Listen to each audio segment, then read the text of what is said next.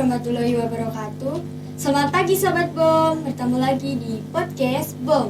Perkenalkan, nama saya Arinis Masari. Hari ini kita bakal ngobrol-ngobrol bareng sama alumni SMK Budi Utomo 3 Maus yang sudah menjadi wirausahawan muda. Yuk kita langsung kenalan aja. Kita sambut dengan meriah Mbak Siva. Halo Mbak. Halo, Gimana kabarnya hari ini Mbak? alhamdulillah sehat.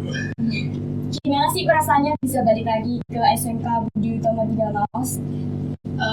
Rasanya seneng banget sih kalau misalkan kalau saya di rumah, ya rasanya banyak kebut gitu ya, karena dekat juga ya gitu. Dulu itu pembangunannya atau apanya itu gimana sih Mbak? Masih sama atau beda?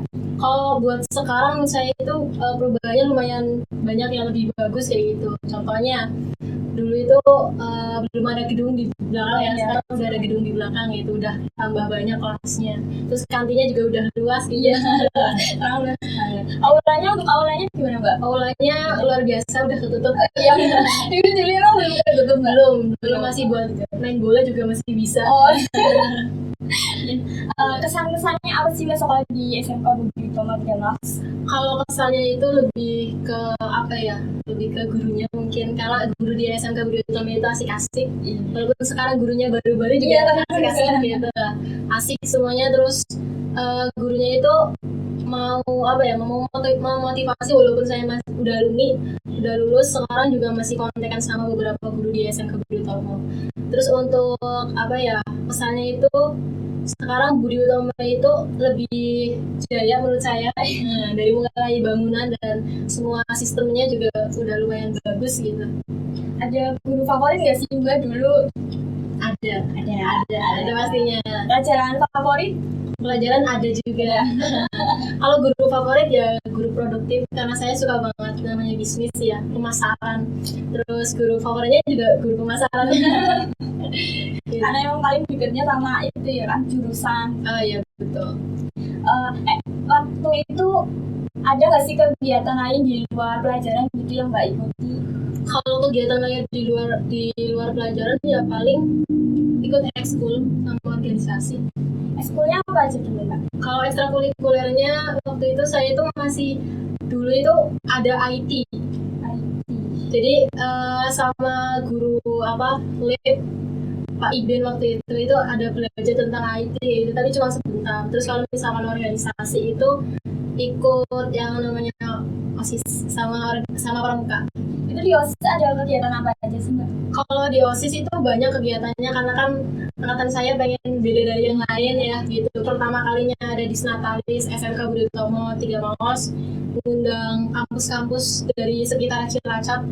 Terus juga ada jalan sehat kayak gitu.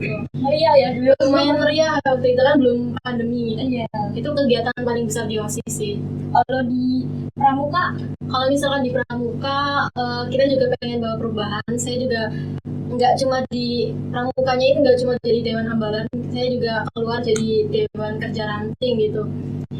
Kegiatannya sendiri paling beda mungkin menurut saya itu kegiatan laksana, bisa di luar, disodong gitu, kemah di luar. Oh ya Mbak, ngomong-ngomong ini bisnisnya apa aja ya Mbak? Kalau saya bisnisnya itu di bidang kuliner ya, di makanan ringan sih.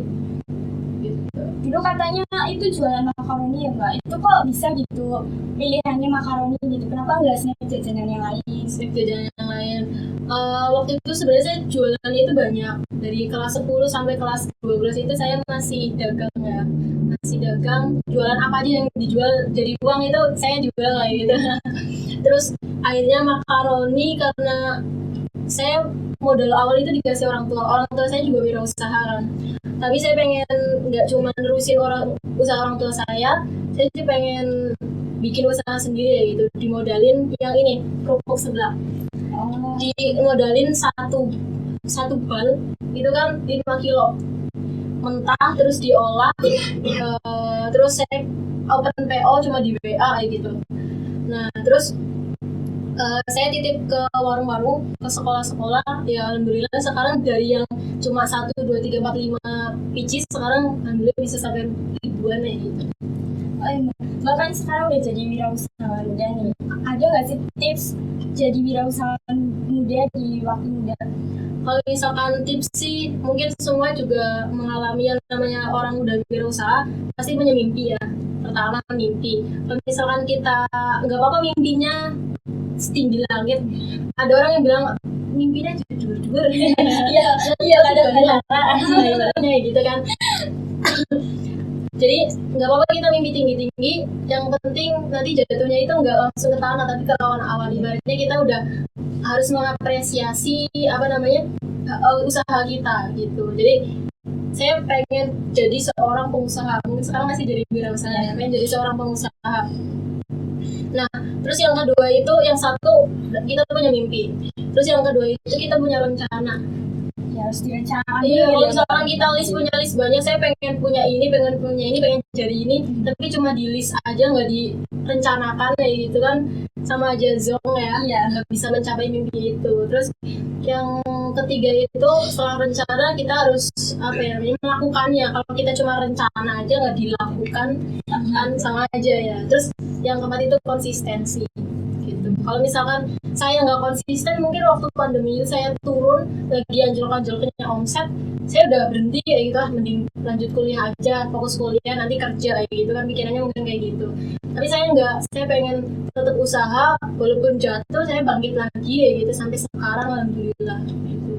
Mbak, kok waktu itu kan Mbak kan ada pandemi gitu, pernah nggak sih ngalamin rugi gitu? Kalau rugi sih alhamdulillah belum pernah ya.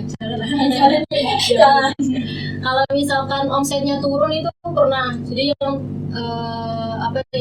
yang tadinya udah lumayan saya turun banget itu pernah. Terus sekarang alhamdulillah bisa berkembang, merintis lagi sampai sekarang. Oh iya Mbak, pesan-pesan buat adik-adik SMK Budi Utomo 3 Maus ya. Kalau buat pesan-pesan ya buat adik-adik dari SMK Budi Utomo 3 Maus, kalau misalkan kita punya mimpi, gimana caranya, walaupun yang penting halal. Iya. Caranya kita harus mencapai mimpi itu. Nggak apa-apa kalau misalkan ada orang lain atau saudara atau teman yang ibaratnya mencaci maki kita, buat apa jualan gitu. Orang tua juga ada kayak gitu. Abaikan aja, ibaratnya kayak angin lewat gitu. Nah, terus saya ada pesan-pesan juga, buat tanpa tapi lakukan tanpa nanti.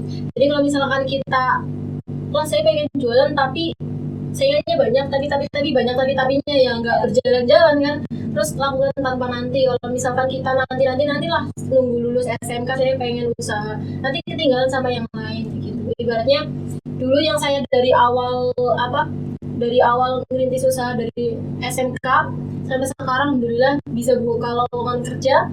Terus teman-teman saya yang waktu itu LHPH mungkin ya, yang waktu itu santai-santai ya, sekarang cari loker ini, ibaratnya kayak gitu. Jadi jangan mau kalah sama yang lain. Gak apa-apa yang lain masih santai-santai, kita start dari awal gitu. Mbak, ada nggak sih pengalaman Mbak yang nggak bisa terlupakan gitu di SMK Budi Utomo 3 Maus? Ada.